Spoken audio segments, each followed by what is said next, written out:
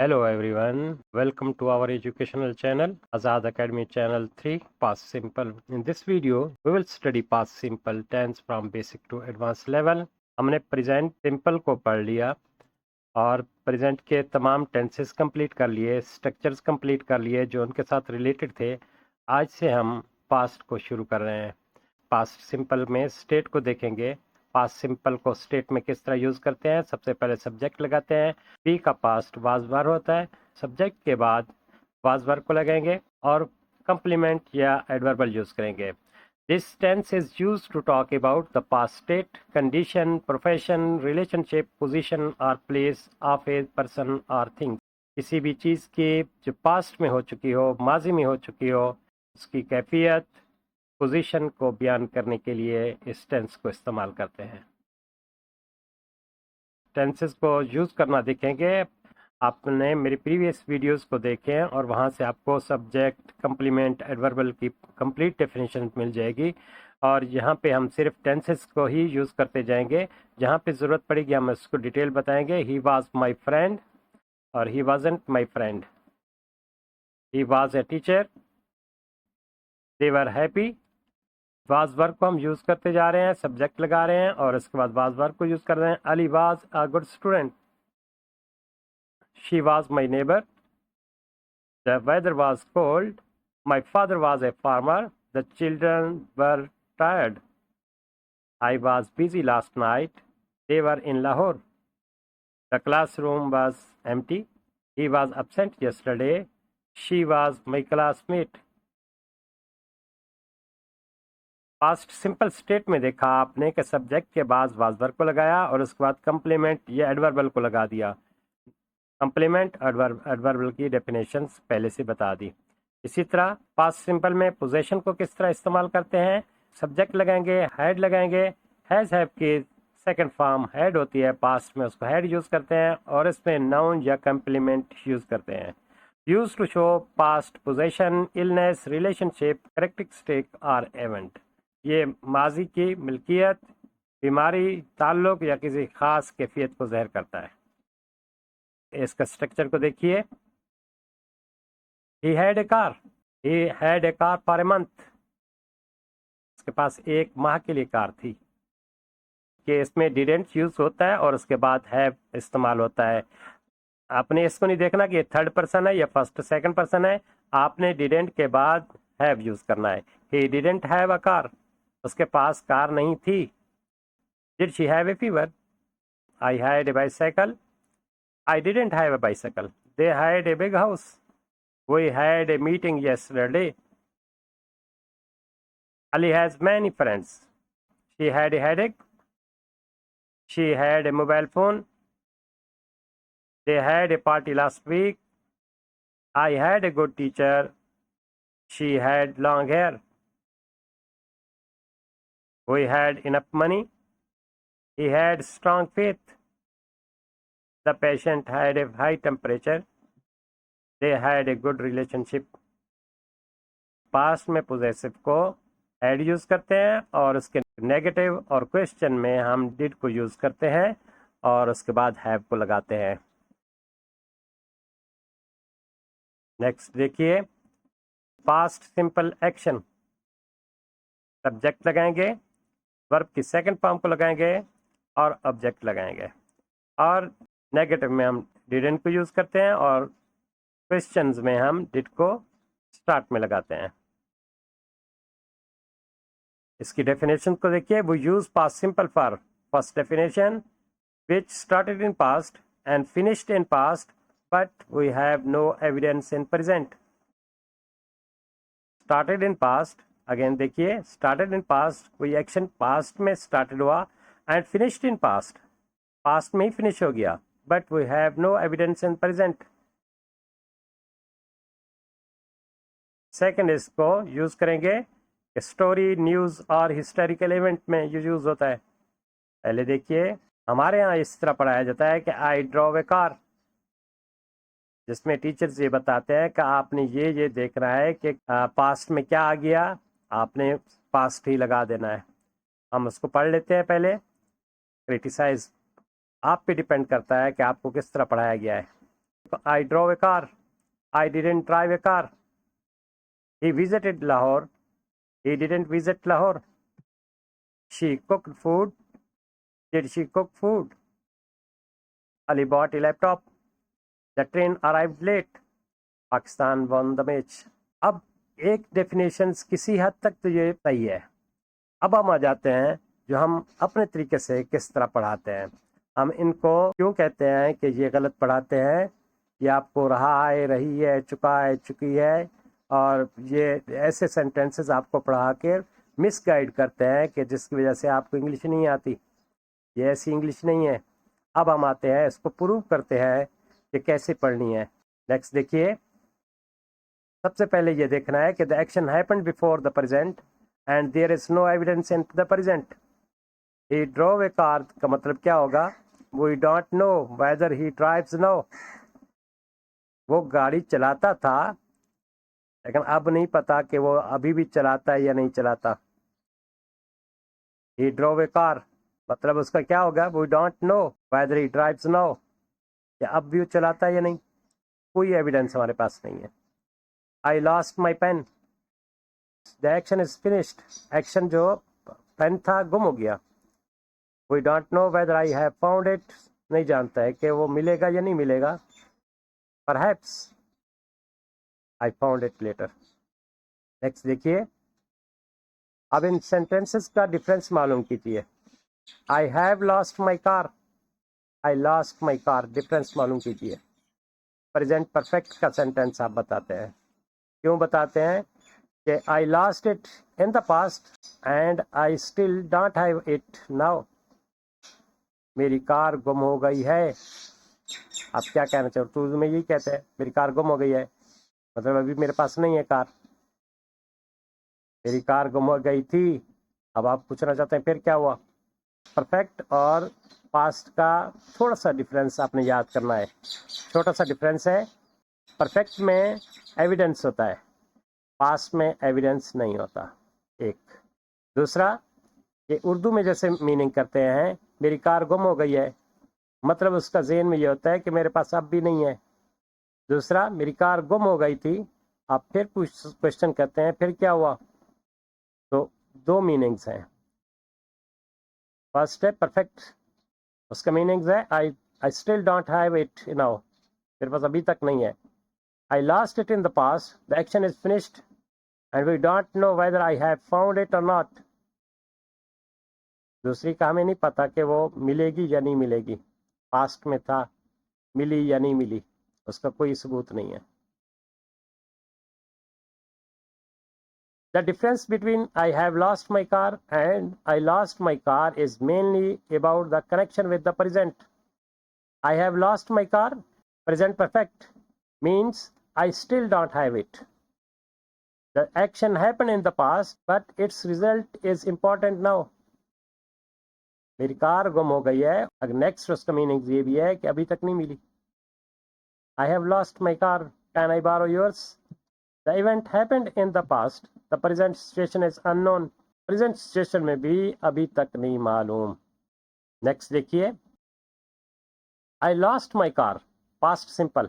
मेरी कार गुम हो गई या गुम हो गई थी. The action happened and finished in the past.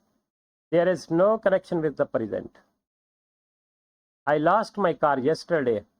कल मेरी कार गुम हो गई थी, but I found it later.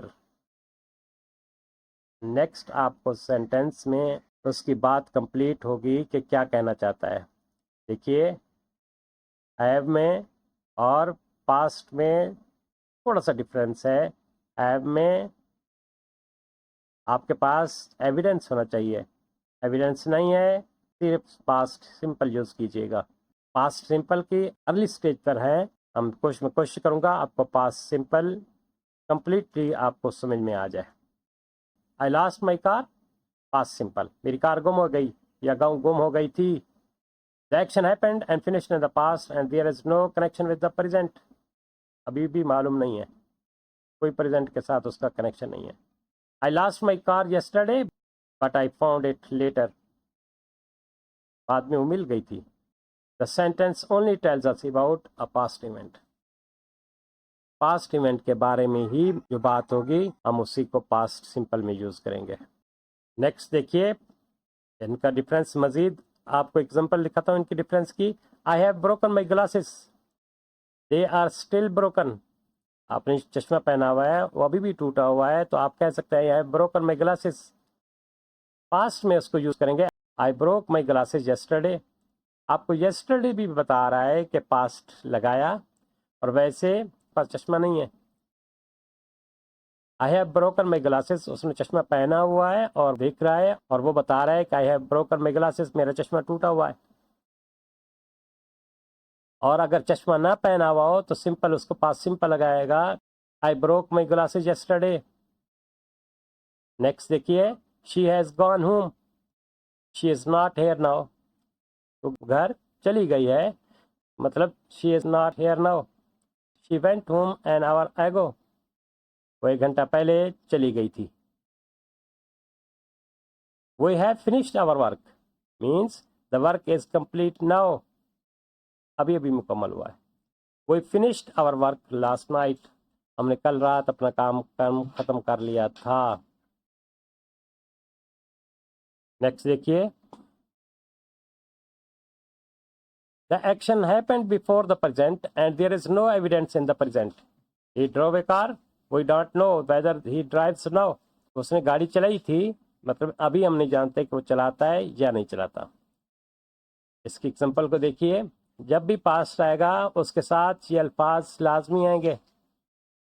जब भी पास्ट होगा उसके साथ ये यूज़ करना कंपलसरी है, वरना आप समझ नहीं सकेंगे कि क्या बोल रहे हैं।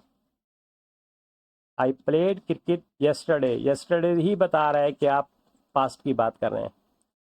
She cooked food last night ही बता रहा है कि हमने सेकंड फॉर्म यूज़ किया है। Ali bought a new laptop in 2024 ही बता रहा है कि सेकंड फॉर्म यूज़ हुई है। We visited Lahore last month बता रहा है कि विजिटेड लगाया है इसलिए। He went to Karachi 2 days एगो, 2 day एगोज की वजह से हम वेंट यूज़ कर रहे हैं। Pakistan won the match yesterday. The train arrived late this morning. I met my teacher at the market. Past tense बता रहा है कि पास्ट में मार्केट में मुझे टीचर मिला था। The students completed their homework, finished हो गया, कंप्लीट हो गया, इसलिए इसको यूज़ कर रहे हैं। The king ruled the country for 20 years. The period is over, the action belongs to the past. Past की वजह से हमने रूल्ड लगाया है। नेक्स्ट देखिए इसकी सेकंड डेफिनेशन पास्ट सिंपल की थी कि past simple for story, news और हिस्टोरिकल इवेंट्स। पास्ट सिंपल कब वहाँ पे यूज़ होता है? We often use the past simple tense to tell a story, describe news in detail or narrate historical events because all the action happened and finished in the past. Past simple stories, news और historical events के लिए use होता है। Definition याद कीजिए, we often use the past simple tense to tell a story, describes news in detail or narrate historical events because all the actions happened and finished in the past. ये अपनी definition इसकी याद करनी है। और Ernest woodcutter के बारे में आज हम एक स्टोरी पढ़ते हैं जो आपने को याद करने की बहुत कोशिश की लेकिन आपको याद नहीं होती थी। क्यों आपको एक सिंपल तरीका नहीं बताया गया था। आज आपको स्टोरी एक ही दफ़ा याद हो जाएगी क्योंकि हम आपको सिंपल मेथड यूज़ करके बता रहे हैं। देखिए, once a poor cutter lived near a forest, lived लगाया, पास्ट की स्टोरी बता रहे हैं। Next, every day he went to forest to cut wood. He became very sad and started to cry. Suddenly an angel appeared before him. The angel brought a golden axe and showed it to him. The woodcutter refused the golden axe. Then the angel brought his iron axe. The woodcutter accepted it happily. The angel rewarded him for his honesty. Simple story है, इसको याद करने की कोई इतनी बात नहीं है। आपने सिर्फ अपने टेंसेस को उर्दू में है तो अपने उर्दू में अपने जहन में रखिए और उसी तरह उसको बताते जाइए। सिर्फ जहां वर्ब आएगी उसको सेकंड फॉर्म यूज करते जाए। सिंपल तरीके से आपने इसको याद कर लेंगे, बहुत ही आसान तरीके से इसको आप आसानी के साथ। इतने सेंटेंसेस आप उनकी स्टोरी लिख ली, और भी बहुत सारी स्टोरीज आप इसको देख के लिख सकते हैं। सिर्फ आपको एक आइडिया होना चाहिए कि आप बोल क्या रहे हैं। पास्ट की स्टोरी बता रहे हैं तो पास्ट को यूज करते हुए आपने एक स्टोरी बना ली, और इसी तरह कई स्टोरीज आप बना सकते हैं। नेक्स्ट देखिए, breaking news headlines are often written in the present simple tense to make the news sound immediate and dramatic. But when journalists give the details of the news, they usually use the past simple tense because the event has already happened. जब भी headlines देंगे, breaking news print electronic media में आएगी, तो उस वक्त present simple use होता है। इसी तरह जब डिटेल्स में होगी तो पास्ट सिंपल टेंस को यूज किया जाता है। एग्जाम्पल को देखिए, प्रेजेंट सिंपल की breaking news, a fire breaks out the city market. News detail में पास्ट सिंपल को यूज किया जाता है जब the fire started at 9 PM and damaged 10 shops. आग रात 9 बजे लगी और 10 दुकानों को नुकसान पहुंचाया। नेक्स्ट देखिए, a train crashes near Lahore. A train crashes near Lahore details में, the train hit a truck at a railway crossing and injured 20 passengers. Train railway crossing पर एक ट्रक से टकरा गई और 20 मुसाफिर इंजर्ड हुए। ब्रेकिंग न्यूज में प्रेजेंट सिंपल यूज कर रहे हैं और उसी न्यूज को हम डिटेल में पास्ट सिंपल लगा रहे हैं। एक और एग्जांपल को देखें, Pakistan defeats India in the final. Breaking news के तौर पर, और Pakistan scored 320 runs and won the match by 25 runs. News detail में आपने देखा कि किस तरह हम अपनी न्यूज डिटेल में देखा कि पास्ट सिंपल को यूज कर रहे हैं, और ब्रेकिंग न्यूज में हम प्रेजेंट सिंपल यूज करते हैं। और इसी के साथ ही हम रिक्वेस्ट करते हैं, हम्बल रिक्वेस्ट करते हैं, please subscribe my channel, like the video, share with your friends. Thank you for your support. See you in the next lesson. Thank you.